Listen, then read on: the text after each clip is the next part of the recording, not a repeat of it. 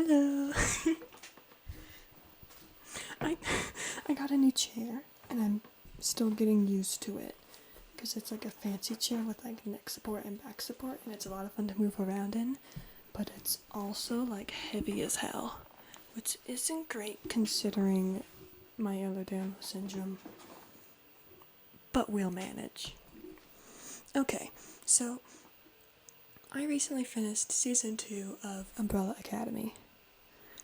Lovely, love the show, quirky, also gay. We love that. So, I really like this show, and they did something interesting this season, which is including an autistic character. So, as a self-proclaimed autism expert and disabled advocate, what's the word? I don't know. Disability advocate, that's the word. As a disability advocate / autism educator / like online personality about autism, I really wanted to just like put out a video talking about Harlan as a character with autism, because I haven't seen anyone talking about it, not even on like YouTube. You know, there's no clips, there's no like bits where Harlan is featured, you know. The only news media sources are just saying, did you know that this character was based off of this actor's nonverbal child on the spectrum? And it's like, great. Nothing on like the good and bad parts of his representation, unless you're on Tumblr, because Tumblr's always woke about that with the autistic community. But okay, and by the way, just want to preface, I think Harlan is one of the best representations of autism in mainstream media. But there are quite a few problems. So, Harlan is this child who is autistic, right? But if you haven't seen Umbrella Academy, all you have to know is that he's autistic and he's in 1963 and he's not diagnosed. We'll get to that later. They start off with like it's decent. He's nonverbal, which it's really really nice to see nonverbal representation in the media, especially because if it is nonverbal representation, then they often use nonverbal as a synonym for unintelligent, constantly needing care kind of thing. Harlan more so happens to be nonverbal. We see him communicating explicitly in one scene. It's weird that it only happens in one scene, but there's that moment where he goes up to Vanya, the girl that it's like one of the main characters that he bonded with, and he does that motion a bunch to indicate hide and seek, and she understands and reciprocates, and it's all good. I like that they show alternative communication, right? And they had a couple of really good points with Harlan's character. They clearly show that, you know, he's a kid who wants to have fun. They show that he is aware of what's happening around him. It's very common for nonverbal autistic characters or / non-speaking autistic characters to just be written off as vegetables who have no idea what's going on around them, despite the fact that they have eyes. So it was very nice to see him actively engaging in his own way, but he was still like there, you know, like he wasn't making eye contact at dinner, but he knew he was at dinner. If this doesn't tell you how low the bar is with autism representation, I don't know what will. I know if you're saying, it was really good, they showed that he was a person who liked doing things despite the fact that he couldn't talk. That's how low we are. Okay, so, and hang on, I wrote this down because I'm bad at remembering things. Ooh. Okay, I also there was a part where he had a meltdown, and while certain things related to the situation around the meltdown were great, which I'll talk about in a bit, the actual meltdown itself I feel was pretty accurate. They made it explicitly clear that it was the record scratching that freaked him out, and then, well, I say freaked him out, but overwhelmed his senses, because autistic people have either incredibly sensitive or incredibly unsensitive hearing, and he was the former of the two. So a record scratches and he freaks out, gets very overwhelmed, that whole thing, which is realistic, right? And I like how they make it clear that, like, this had a cause. It was the record scratching. He's not throwing a temper tantrum. It's the record scratching. I really like how they did that. And then after his mother is like grabbing him, and he bites her, because why the hell would you grab a child who is hypersensitive? We'll get into that. But he grabs her, and, she grabs him, sorry. His mother grabs him, and then Harlan ends up biting his mother. And while that could have been handled better, they could have had him have a different reaction, they still, though, had, his mother, Sissy's her name, she got bit, but, right after, she just, she lets him go, and then Harlan goes off and, does his thing. And afterwards, she calls Vanya, but she never tells Vanya that, oh, he bit me, oh, he's horrible to deal with, all these sort of things, because whenever a child has a meltdown, it's very common for the parents to get sympathy, and for the parents to instantly be saying things like, oh, well, this character is this character who bit me, or is aggressive, is too much to handle, this sets a burden, and she didn't do that, which I like. Again, bare minimum. So, and then the last thing that's good about Harlan is the fact that he, at one point, his father is threatening to put him into an institution, and during that whole conversation, he's like, okay, sorry, to clarify, the father is telling Sissy, his mother, I'm gonna put him into an institution if you don't obey me right now. And he says the line, I didn't blame you for Harlan. Right? And they make it very, very clear that he's the villain.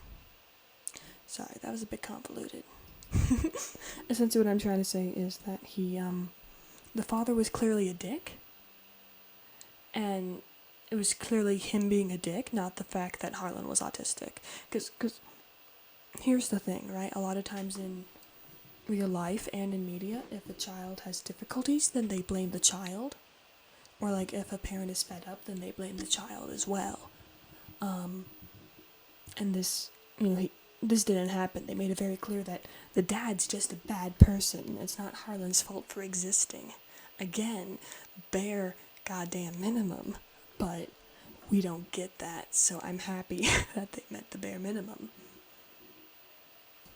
Those are all the good things about Harlan's character. Let's talk about the not so great things. Now, admittedly, I had to analyze the series a bit before I found a lot of these, because at first you're like, okay, this is fine. He's existing. He's clearly disabled, clearly autistic, and they don't outright call him a burden, and they don't use the R slur against him, so it's good representation. But then, once you start to analyze, you're like,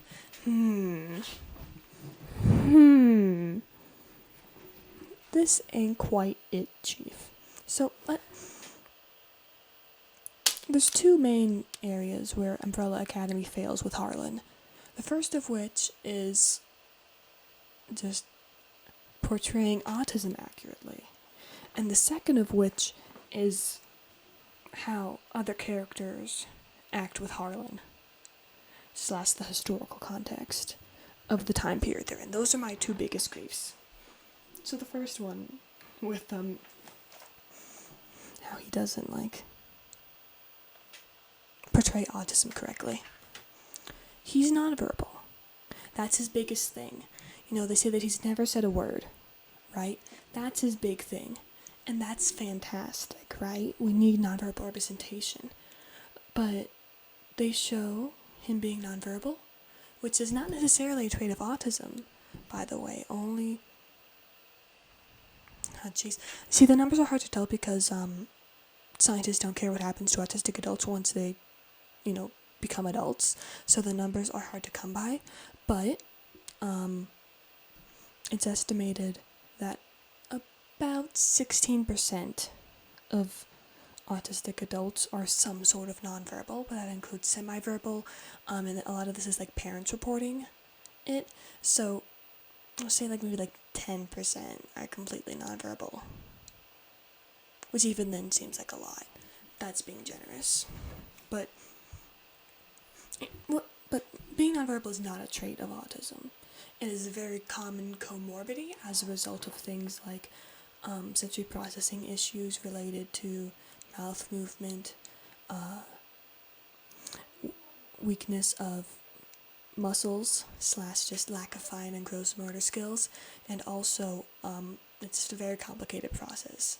Talking is very, very complicated, and it's very refined, and a lot of kids who try and learn it, it just takes them a long ass time, right? So the fact that he's nonverbal isn't in and of itself good autism representation. It's a great representation of a minority of autistic people to try and humanize them. But that itself is not a trait.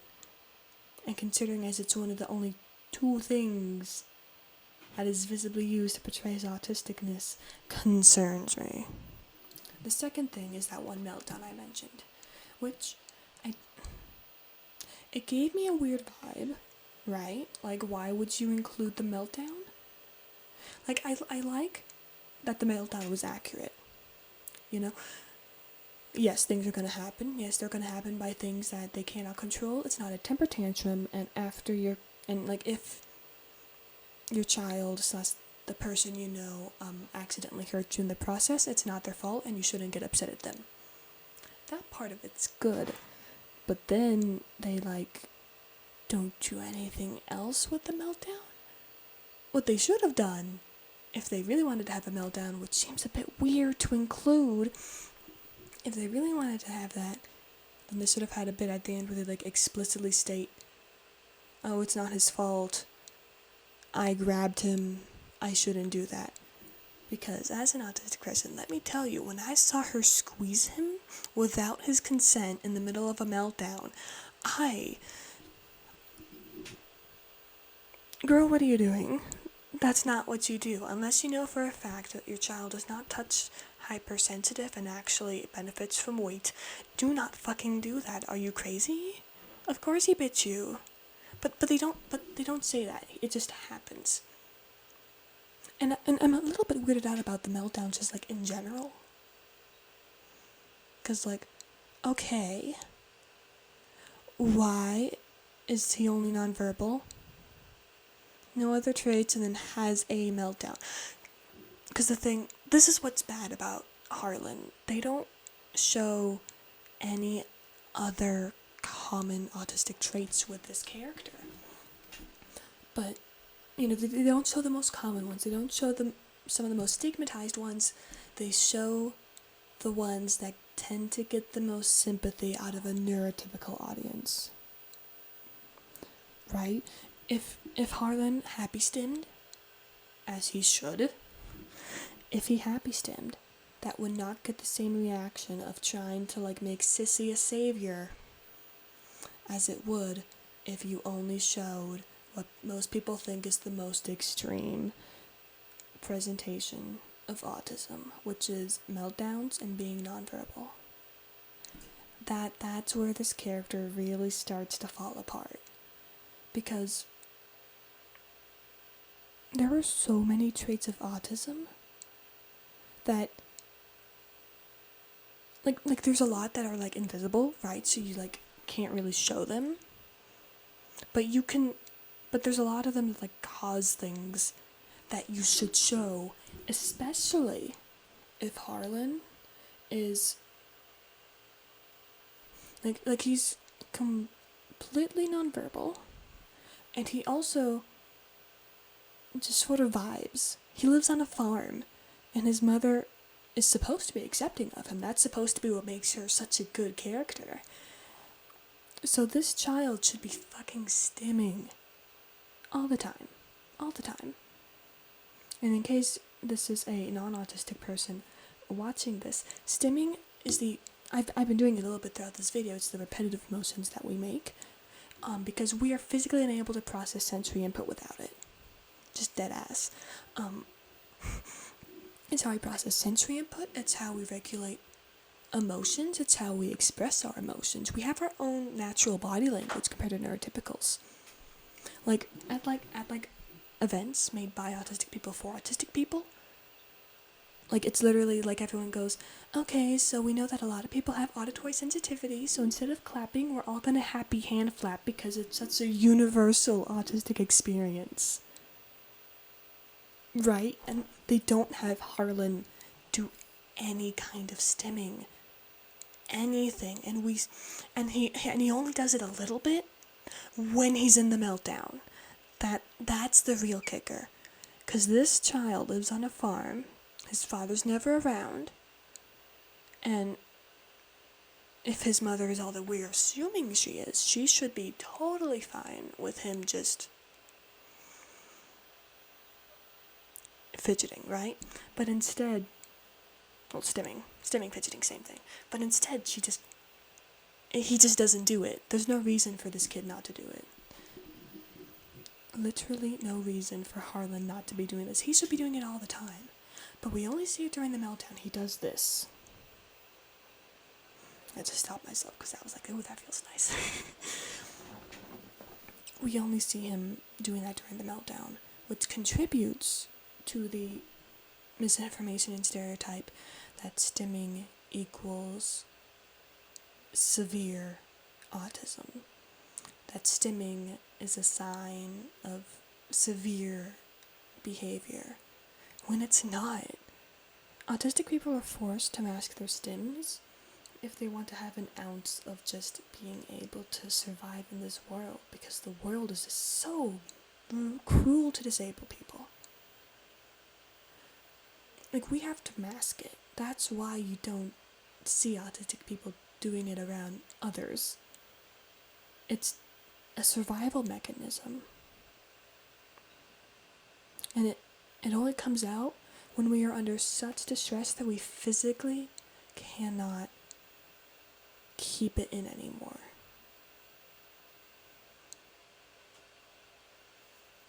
So, it just doesn't sit right with me, because they clearly don't know what stimming is. They never had him do it. They only had him do it during his most distressing moment, which implies that the kid is masking, which implies he's aware of ableism and has been, the subject of it, has been told to stop doing that, has been told quiet hands, has been looked at funny, and learn not to do that. And y'all shouldn't be betraying that. And now I'm worried because Harlan's based off of some person's real kid. What the fuck? Listen, I'm not trying to accuse anyone of everything, but if this character is based completely off your kid, and your kid also, like, only stims during the most extreme circumstances, you better hope to God that you have never told that kid once to not do that, otherwise you fucking traumatize them. Also, I don't know which actor has a son. I'm not trying to, I'm sorry, I probably sound very angry, but it's not hard to connect the dots, or at the very least, the actor thinks that autistic people only stim or maybe it's like based off of the character. I mean, maybe it's based off of the son, or and like the actual character was developed by like someone, like some professional who's like a neurotypical ABA therapist, right? Not exactly accusing a specific person of something, but someone clearly has traumatized an autistic child into thinking that they shouldn't be stimming, and then just put that into a TV show.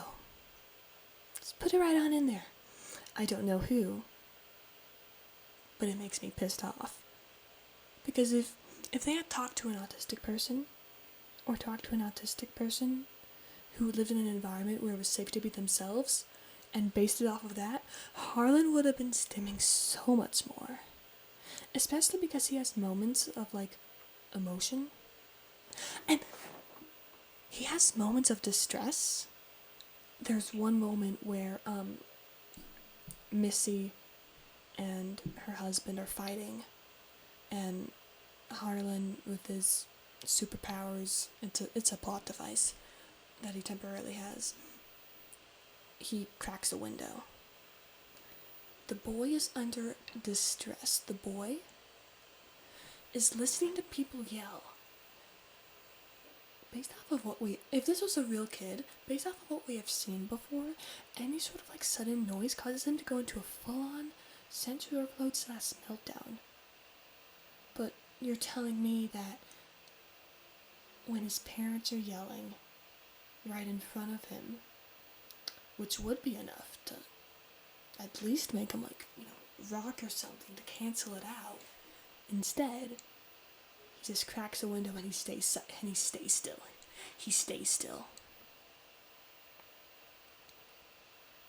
You know what that reminds me of? That reminds me of autistic kids who are forced to sit still during abusive therapies when they want to move because they're told quiet hands. Don't move. That looks unnatural. And then, if they don't comply, I don't know, forced to eat wasabi is a popular one. There's like an institution that would just like electrocute them if they like flap their hand. Just like abuse. So the fact that this kid did this. So, just to clarify on this one point, just the stimming. One, it's not accurate representation because autistic people stim for every reason, and they stim all the time, so it shouldn't just be during a meltdown. It just makes it inaccurate and more stigmatizing. Two, the fact that he only stims during a meltdown and he actively sits perfectly still even when under distress. And a couple other things. Codes him as a character who is on the spectrum, who has faced trauma in regards to stimming with abusive therapies, which means that whoever helped design this character knows a child like that. Keep in mind, y'all, this is one of the best representations of autism I have ever seen. The bar is on the ground. And that's just one of the cons about Harlan. Oh yeah. They also just can't help themselves to make him a savant. Not like a savant, but he's incredibly talented at art.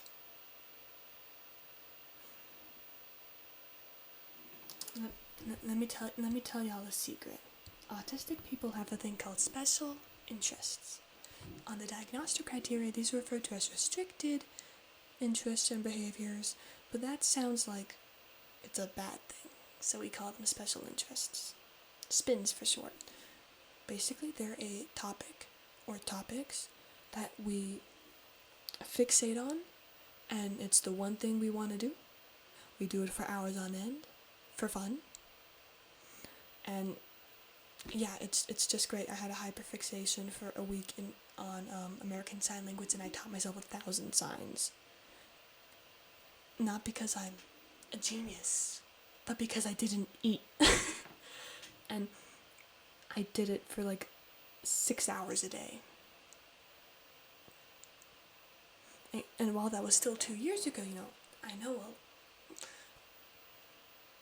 I know a little bit of sign language still.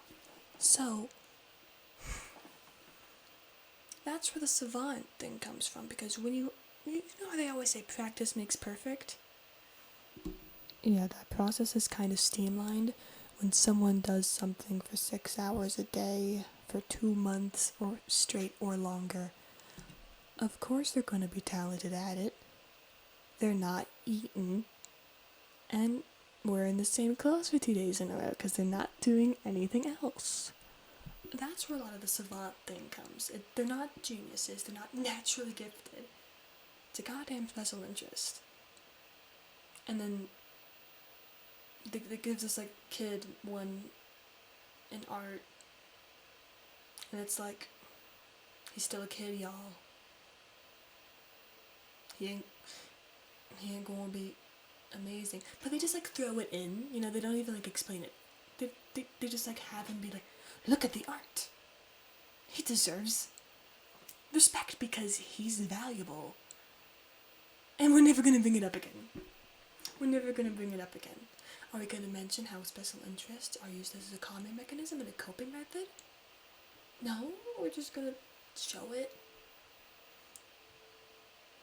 We're not. Okay, so when his like mom's yelling, if he's not stimming, why can't he be drawing? No? Oh. What about after that meltdown? That would have been a great thing for Sissy, Harlan's mother, to do. To, put him back on his special interest. But no.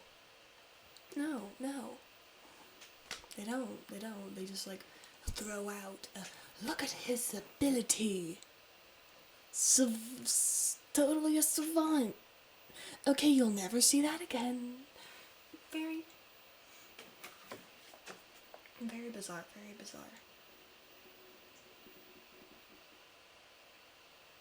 Oh. And they have this like weird thing where he like, okay, so Vanya has like superpowers if you don't know the show, and she like accidentally like gives a little to Harlan.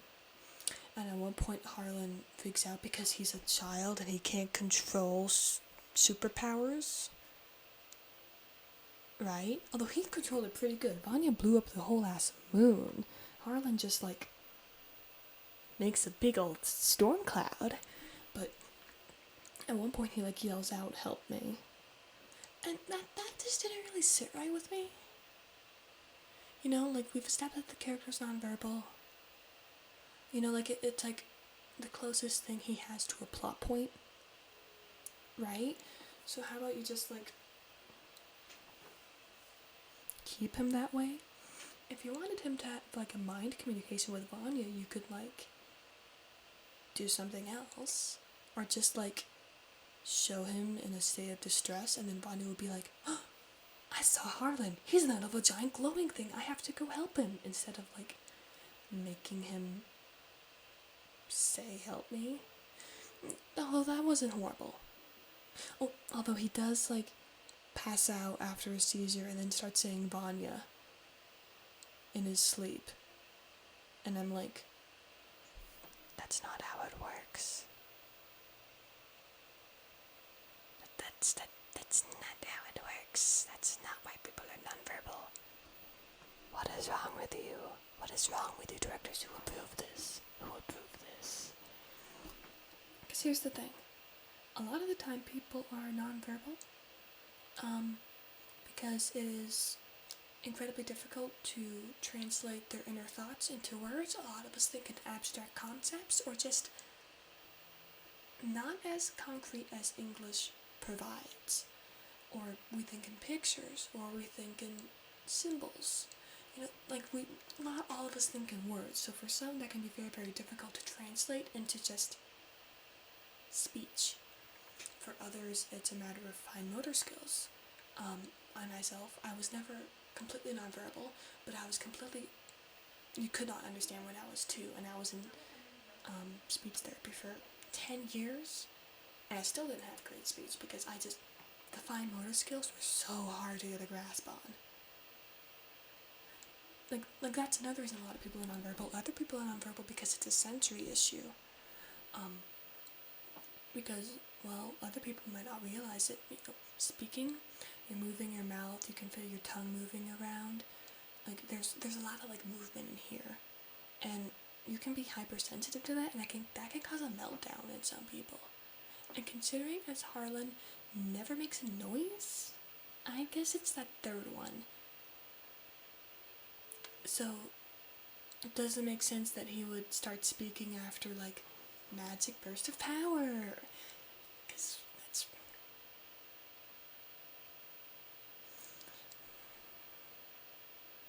Page me through the dumbass who decided that they knew what autism was.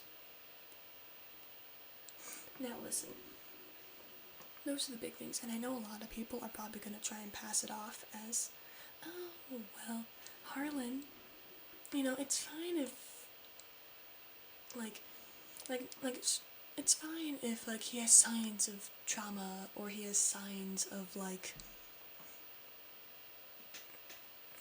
you know, the various things I just said, because, oh, well, it was like back then. Of course it wouldn't be great for him.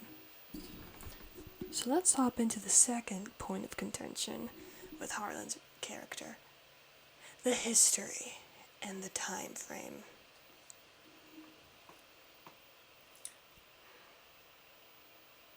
How do I explain this? Because here's the thing. It's not like the show is ignorant to the fact that the 1960s, particularly, I think it's 1963 this is in, are hostile towards minorities. One of the main characters, Allison, is a black woman, and when she travels back in time to 1963, she ends up marrying this civil rights activist, and, you know, helping him with that, and they do that in depth. You know, they have this, like, really powerful scenes of, you know, their protests and their sit-ins, and, like, police brutality is, like, thrown in there for funsies. I love that, right? Very much, yes, get your rights. Did they forget that Harlan should be in an institution? Because here's the thing, they really focus on, like, making sure that, you know, that this is the civil rights era. These people aren't treated fairly. And then when it comes to Harlan, you know, they're like, he lives on a farm. And once his father threatened to institutionalize him. But, oh, what, yeah, the other guys, they got, like, whole segments about how messed up it was to be mentally ill, or in Diego's case, or in Allison's case, to be a person of color.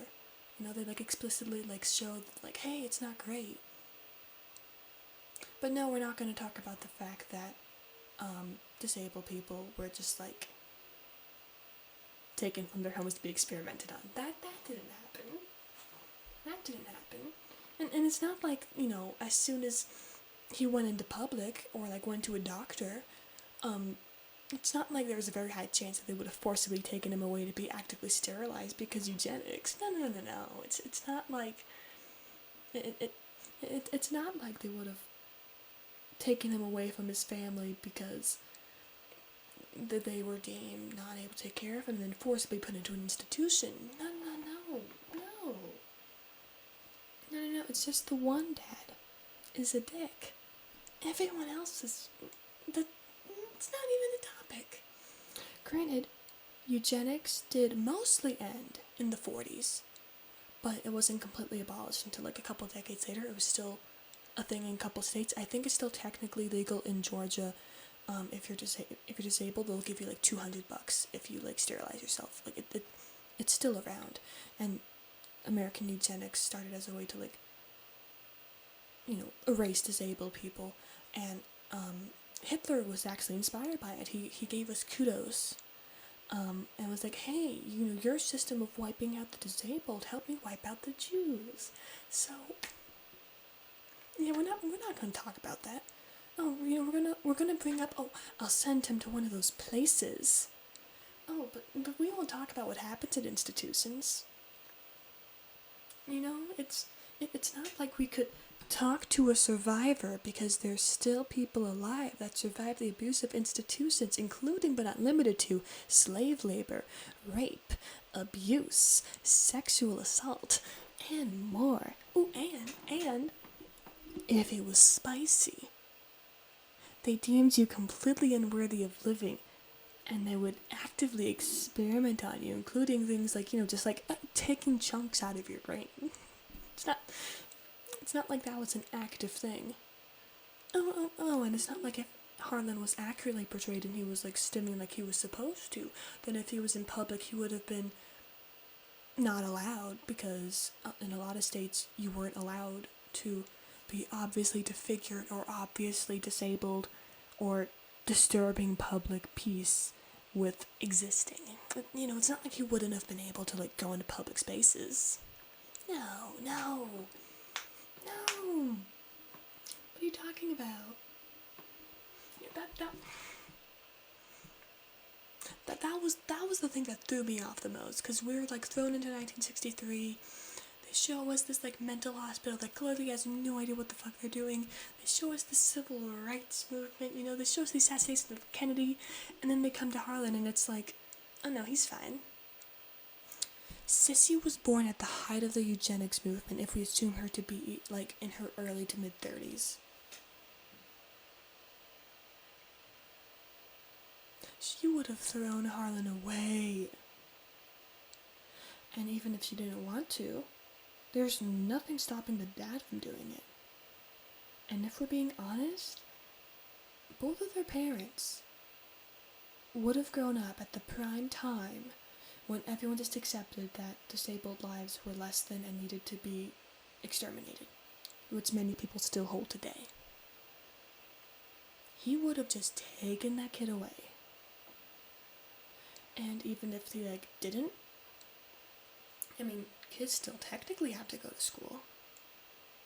Well, actually, clarification, we didn't have the right to go to school until 1990. That's another thing. They never mentioned the injustices that disabled people face in the 60s. Are you fucking kidding me? But, we're talking about the civil rights era, and it's like, do they even know that disabled people did not get civil rights until 1990? $10 says they don't. Yeah, that was very, very frustrating, because I was just watching this and I was like, oh, yeah, we're just going to bring up an institution, but we're not going to talk about what happens. We're not going to raise awareness for that. It's not like modern day institutions still exist and disabled people are actively afraid of being put into them. No. It's not like that was a real fucking threat that Harlan would have encountered, would have had to deal with. Especially if he went into town one too many times and then some rich old white dude called the police saying that he found his presence to be disturbing. Then they would have been legally allowed to arrest him and possibly introduce. No.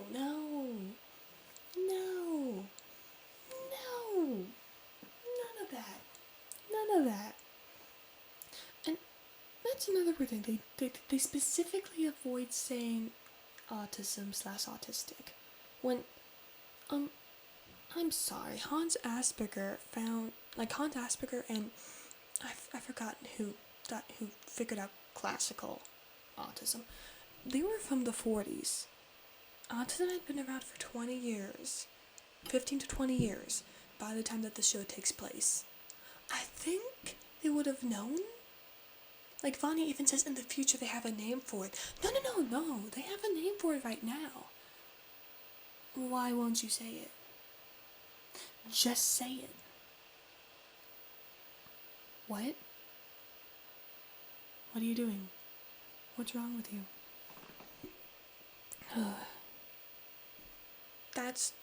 Those are the main issues with this character, Harlan, just in general. He has a couple of nice things, I like the fact that he's nonverbal. Certain aspects about the meltdown were technically accurate, and they didn't deliberately say he was a burden or the R word. But then they also ignored the fact that this is a disabled person in the 1960s. He should not be allowed to be walking on the streets right now. Like you couldn't have included like one moment where like someone spits on him and calls him the R word. Like, yeah, it would have been harsh, but like if you're gonna include police brutality, maybe include like someone being a dick to him because he's disabled. Because that happened. I don't know, maybe it would like, help the 13-year-old edgy boys realize that the R word is a word with history that's actually used in a derogatory sense towards actually disabled people. But no. No, we're not going to educate at all. We're not going to teach history at all. We're just going to have this character and have him low-key be used to like make Missy feel better or like look better because she's nice, I guess, to him. I don't know. So, technically one of the best representations of autism I have seen because it wasn't actively harmful. And that is it. Everything else? Netflix, just talk to autistic people next time you want to write one of these. Get the ABA therapist out of here. It's clear that you talk to a... This is the Netflix. Listen. It's obvious that y'all talk to a neurotypical / an autistic. And you probably don't know what that means. An autistic is non-autistic. So, it's clearly you actively talk to an holistic autism expert who must have like learned about autism in grad school, maybe. And then maybe you ask like an ABA therapist. And like that's what you base your portrayal off of. And you tried. But the end result was not great, especially because the end result mimicked a traumatized autistic child. Because if that's based off of a real kid, I'm worried about that real kid's life. Like, y'all, next time, talk to autistic people. Seriously, that's all you have to do. Talk to autistic people. Right? Because we know autism best. I know it might seem counterintuitive, but trust me. Listen, autistic people know why 2-year-olds go suddenly nonverbal and like why at age 2 a lot of kids suddenly like lose their neurotypical traits. We know why that happens. It happens to adults too. It's called autistic burnout. We talk about it all the time, but then you still have like autism experts like, we have no idea why they suddenly go away at age 2, and it's like, yes, we do. Talk to us. We know more about autism than any medical expert will ever tell you. There's a reason I have a platform, especially on TikTok. That's where my main one is. There's a reason I have a platform, because autistic people know jack shit about their condition until they talk to other autistic people, because therapists just say, and like medical professionals just say, make sure you make eye contact.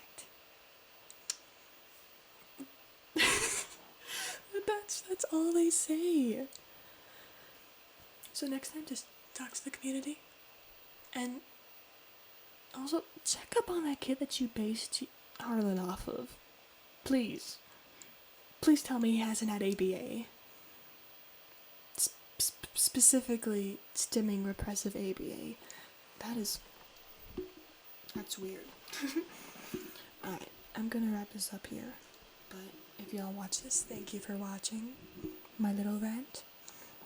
If you made it all the way to the end, hello, I'm very glad to be your background. your background noise, because I have a lot of comments like that. People saying that my voice is very soothing, so they just put me on in the background. So if that's you, thank you for increasing my watch time. Alright, I'm thinking for the next video, I either want to talk about ABA therapy, or I want to talk about stimming, because I made a little mini-series on my TikTok about stimming, but it's old, and it's not the most well put together, so I'm thinking of remaking that. So if you made it all the way to the end, let me know in the comments which one you would like. Alright, y'all. Have a good day.